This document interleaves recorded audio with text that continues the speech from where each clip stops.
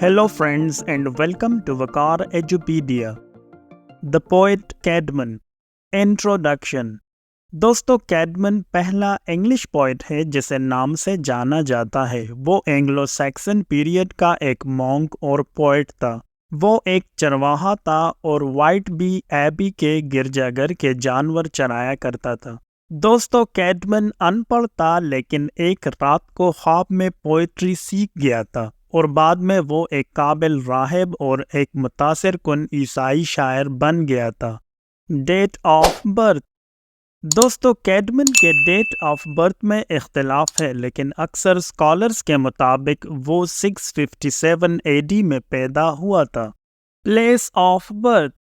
दोस्तों कैडमन नॉर्थम्बरियन था और इंग्लैंड के व्हाइट बी एबी मॉनेस्ट्री में पैदा हुआ था। Type of poetry.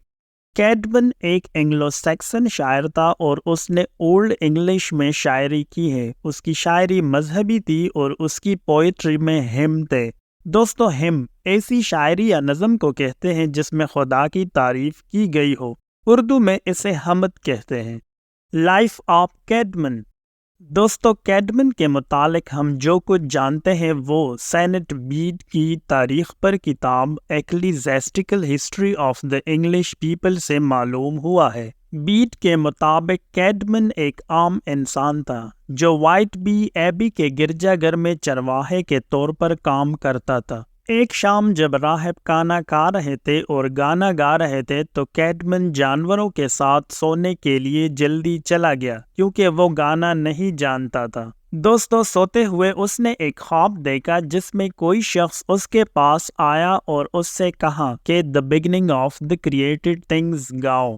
पहले तो उसने गाने से इनकार किया लेकिन बाद में कैडमन ने एक मुख्तसर नज़म पेश की जिसमें आसमान और ज़मीन के खालिक खुदा की तारीफ की गई थी। दोस्तों अगली सुबह बेदार होने पर कैडमन को वो सब कुछ याद आया जो उसने गाया था। उसने अपनी इस नज़म में कुछ लाइनों का इजाफा किया। इसके बाद वो हर सुबह कोई न कोई मजहबी नज़म बयान करता था। बीड के मुताबिक कैडमन ने कई क्रिश्चियन रिलीजियस पोएम्स बयान की थी।